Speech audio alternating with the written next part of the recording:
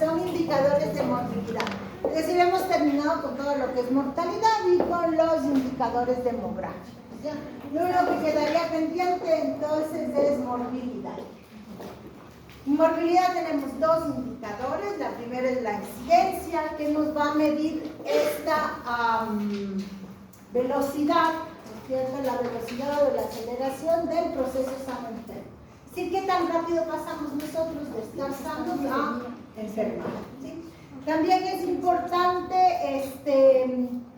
porque nos mide la difusión de la enfermedad. Si nosotros estuviéramos frente a una epidemia, ¿no es cierto? La incidencia nos mide qué tan rápido se difunde la enfermedad en un espacio, en un momento determinado, ¿sí? En un lugar y tiempo determinado.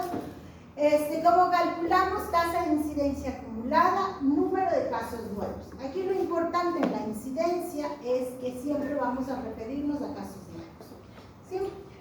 De una enfermedad en una población y en un periodo determinado sobre el denominador que es la población total, ¿sí? Ahorita, ¿cuántas personas están con síntomas gripales? 2. Ok. Sí, entonces, ¿cuándo empezaste? Jueves pasado. ¿El jueves pasado tú? El viernes. El viernes. Ya. Pero digamos, vamos a tomar eso como casos nuevos. Entonces, ¿cuál sería en la incidencia de infección respiratoria aguda? 2 sobre 27, creo que son ustedes los 28. ¿De acuerdo? Número de casos nuevos sobre población en riesgo, ¿sí? Incidencia, se llama tasa de incidencia acumulada. Tenemos nosotros lo que es la tasa de incidencia, la densidad de incidencia. La densidad de incidencia lo vamos a ver un poquito más adelante, pero para que quede densidad de incidencia. En este caso, se toman en cuenta no solamente el número de casos nuevos, sino se toma en cuenta cuánto tiempo hay de enfermedad o aporta cada uno de los individuos, el tiempo que aporta cada uno de los individuos enfermos. Esta densidad de incidencia solamente se puede medir en los estudios de corte. ¿Por qué? Porque en los estudios de corte partimos de personas sanas, ¿no es cierto?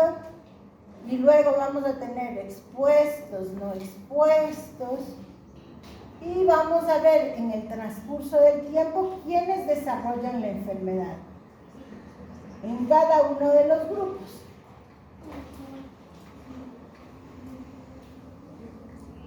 Entonces, si estas personas estaban sanas al inicio del estudio, ¿no es cierto?, y van a enfermar en el transcurso, ¿no es cierto?, de la investigación, entonces primero es un caso nuevo, es decir, se va a medir la incidencia acumulada. Pero además, como aquí vamos a tener una persona, supongamos que hay 5 años de seguimiento, entonces en el primer año vamos a suponer que enfermaron 5. En el segundo año vamos a enfermar que enfermaron 10. En el tercer año, en los expuestos, ¿no? Por eso está tan alto. Enfermaron igual 5 y pongamos en el año 4 enfermaron 5 y en el año 5 enfermaron 2. ¿Ya? Entonces, y acá igual vamos a tener el mismo tiempo en los expuestos, menos casos. ¿Qué es lo que pasa con la densidad de incidencia? ¿Qué me dice cuántos?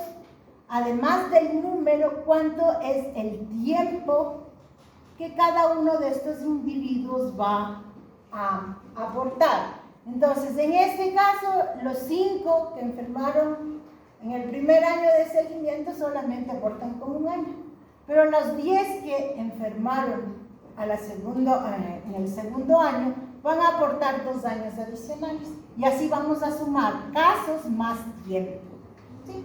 Y esa es la diferencia de la densidad de incidencia. En cambio que la incidencia acumulada solamente toma en cuenta los casos nuevos, ¿sí? Esto lo vamos a ver a profundidad cuando veamos estudios de corte, porque necesitamos que esté claro cómo se realiza un estudio de corte para que entendamos cómo medimos la densidad de incidencia. Pero es para que ustedes tengan una idea de cómo será tiempo más casos nuevos. Y en cambio la tasa de incidencia acumulada, que es la que generalmente trabajamos para identificar la enfermedad, entonces son solamente casos nuevos, en un periodo determinado y en un tiempo determinado, en un lugar determinado, y el denominador sobre el total de personas en la población. La siguiente medida es la prevalencia, ¿cierto? Que va a medir el número de personas en una población que tienen la enfermedad. Aquí no importa si son casos nuevos o si son casos que ya vienen desde, yo qué sé, 2, 3 semanas antes. Simplemente contamos en este momento cuántas personas están enfermas. Y eso es la prevalencia. Entonces, ¿qué tenemos en el numerador? Total de casos sobre el denominador, que es la población total. ¿De acuerdo? ¿Estamos? Y eso siempre vamos a multiplicar por un factor de ampliación. Recuerden que es 100, 1000, 10.000 o 100.000. ¿De acuerdo? El factor de ampliación pueden utilizar cualquiera de los dos. En el caso de la prevalencia hay dos factores que son importantes: frecuencia y duración de la enfermedad.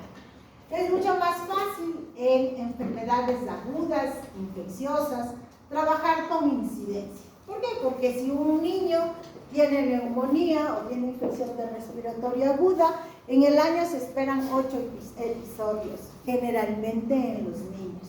Entonces, significa que cada uno de esos episodios va a ser un caso nuevo. ¿Sí?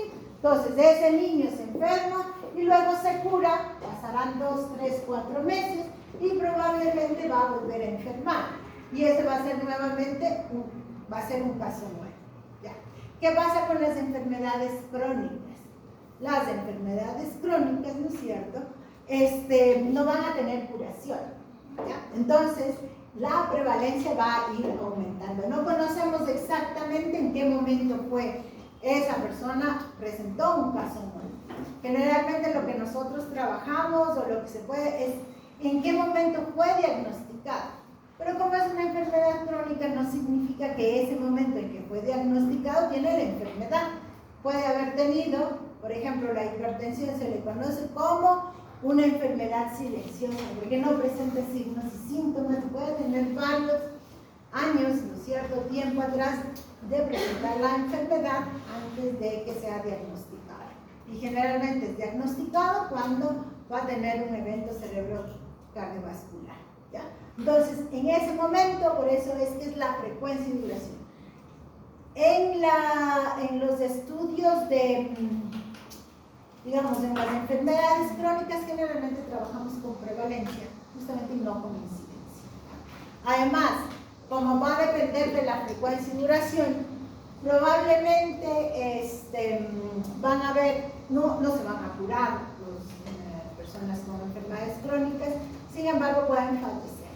Entonces, en realidad la prevalencia se debería también disminuir los casos curados y los casos fallecidos. Pero ¿cómo? No podemos saber si en realidad esa persona se curó con el sistema de información. Entonces tenemos que trabajar de forma general. Pero si tuviéramos los datos, deberíamos disminuir los casos curados y los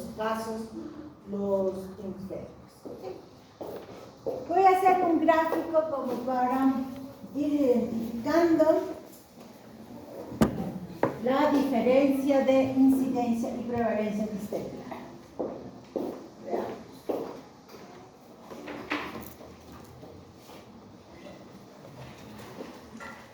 Vamos a suponer que en el mes, estamos en octubre, ya terminando.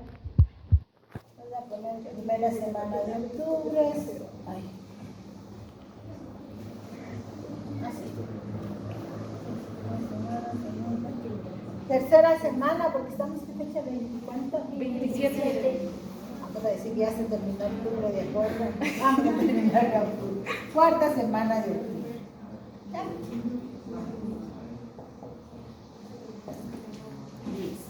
Y veamos acá, número de casos.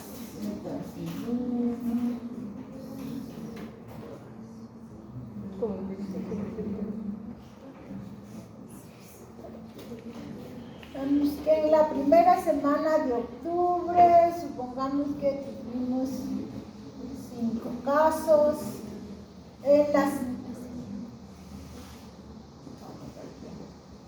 En la segunda semana tuvimos 6 casos. En la tercera semana tuvimos 3 casos. Y en lo que vamos de la cuarta semana, vamos a tener igualmente hasta el momento 4 casos, porque no se termina toda la semana. Ok, ¿cuántos casos tenemos, casos nuevos en octubre hemos tenido? Casos nuevos. Esto es incidencia.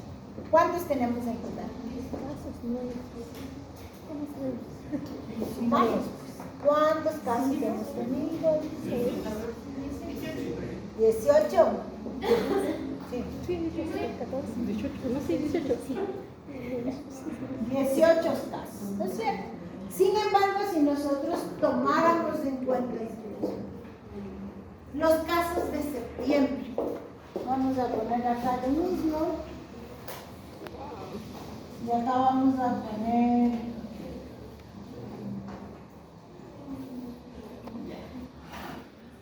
primera semana de septiembre, segunda semana de septiembre, tercera semana de septiembre y cuarta semana de septiembre. Y aquí lo mismo, vamos a ver que en la primera semana hubo 3 casos, en la segunda semana hubo 5, en la tercera semana hubo 6 y en la cuarta semana hubo solamente 3. Ok. ¿Cuántos casos en total hay hasta la cuarta semana de octubre? Desde septiembre y octubre. A esto se le conoce como prevalencia. ¿Ok? ¿Cuántos casos tenemos? 8, 2, 3, 8, Ya 6, sabemos que fueron 18 casos. 16, no, 18, ¿Cuántos 16, 34. 34. 34. Total.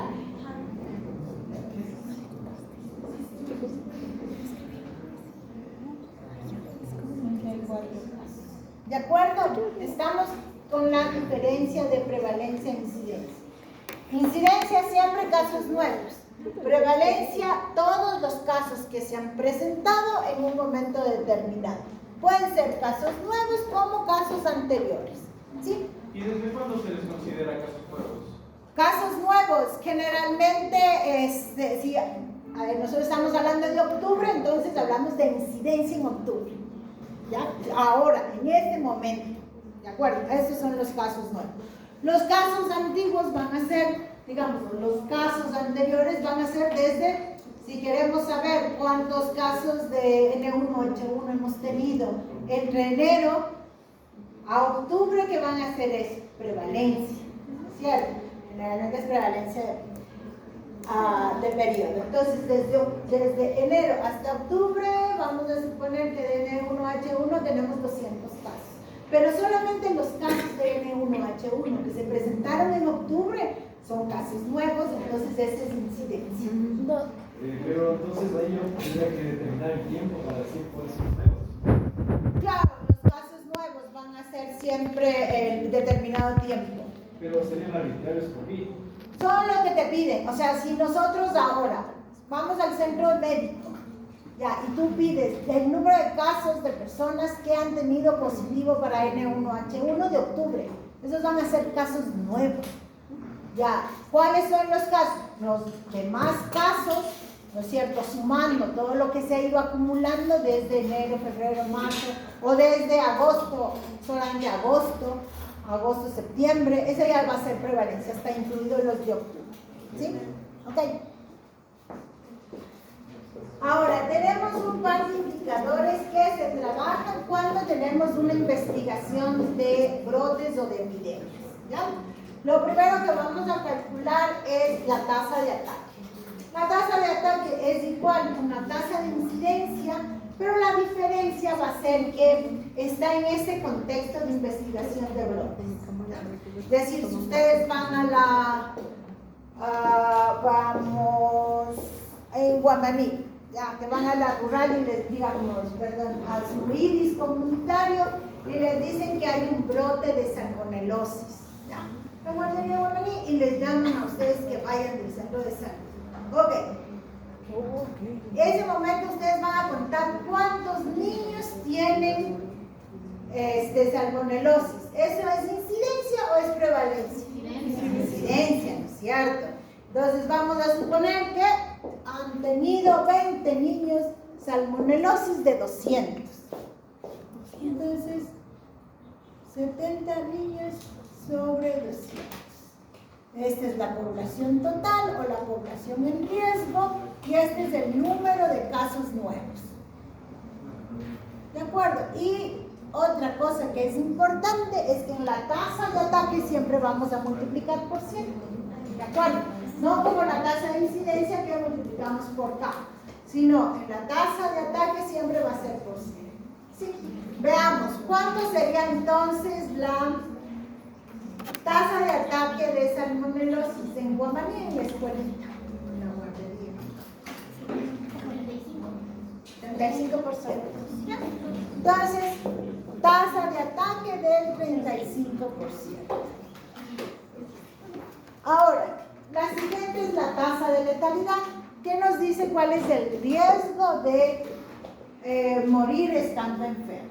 Supongamos que de estos 70 niños, vamos a suponer que 5 niños fallecieron no por salmonelosis, pero por las complicaciones, deshidratación severa, ¿verdad? ¿Ya? ¿Cuánto sería? 5 defunciones sobre 70 niños enfermos. Y esto igualmente se multiplica por 100. 7%. ¿Ya? Recordemos que hay unas enfermedades que tienen altas tasas de letalidad. Por ejemplo, el ébola, ¿no? Ébola es una de las enfermedades con más alta tasa de letalidad. ¿Sí?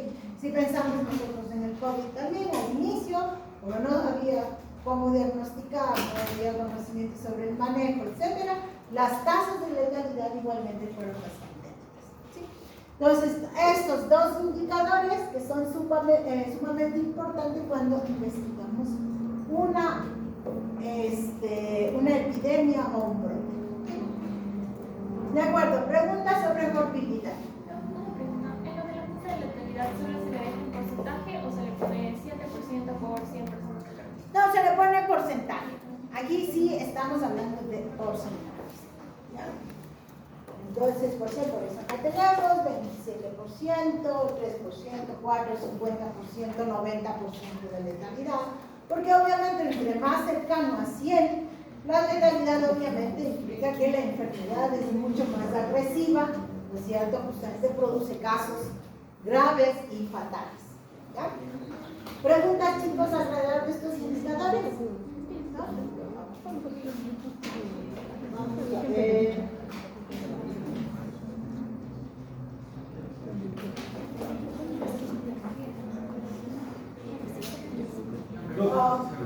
¿Qué era la población en riesgo?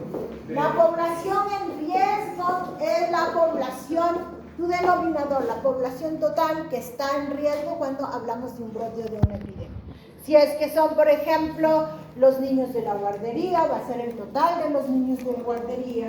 Si nosotros estamos hablando de una, ¿cómo se llama?, de un ancianato, ¿no es cierto?, va a ser el total de los niños, de las personas adultas mayores que viven en ese ancianato. Si nosotros estamos hablando más grande, también podríamos hablar de, por ejemplo, ahora que hubo el brote de tosferina, ¿cierto? De tosferina en los niños menores de 5 años. ¿Cuál era el denominador? ¿Cuál era la población en riesgo aquí en el Distrito Metropolitano de Quito? Recuerden que hubo recién, ¿no es cierto? Entonces, ¿cuál es la población en riesgo? Los niños menores de 5 años del Distrito Metropolitano de Quito, porque estábamos en ese momento en un brote. ¿Un brote de qué? De tosferina, ¿de acuerdo? Entonces también puede ser un grupo mayor. Por ejemplo, cuando hay un caso, usted dice de gripe, por ejemplo, en una escuela, y me dan sobre el número en el aula, un cierto área, solo en un aula. ¿Yo contabilizo toda la escuela o solo esa aula?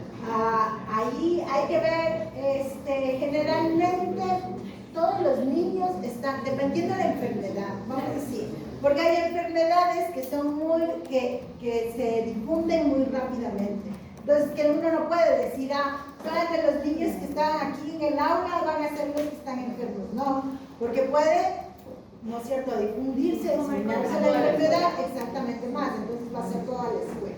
Si hay alguna enfermedad específica, ¿no es cierto?, que probablemente no haya tanta difusión, entonces ahí sí puedes pensar que solamente son los niños del aula. Pero va a depender mucho de cuál es el comportamiento de la enfermedad. ¿Sí? Vamos a suponer sarampión. A ver, pensemos. Si es que está al inicio del brote, probablemente el sarampión sea aquí, pero de lo contrario va a ser en toda la escuela. La rubiola, el sarampión, todas esas que son más bien dérmicas, es muy rápido el contagio. Entonces, aunque solo cualquier, porque también se transmiten por las gotitas de saliva, y entonces si están jugando en el patio, estornudaron, saltaron, tosieron, lo que sea, entonces se puede toda la población. Cuando calculamos la tasa de letalidad, básicamente serían en sí las definiciones por la enfermedad o causas de la enfermedad. ¿En cuál? Digamos, ¿En esta? la tasa de letalidad. No, la tasa de letalidad, siempre vamos a hablar de una sola enfermedad. No podemos hablar de todo, pero ahí siempre van a ser no por causas, sino casos nuevos.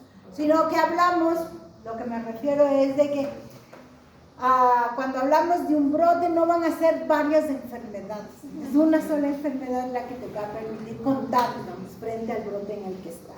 No son varias, es una sola enfermedad. Entonces cuentas de esa enfermedad. ¿Sí? ¿Estamos? Ok, ¿alguna otra pregunta? ¿No? Vamos a hacer un par de 5 minutos para poder empezar.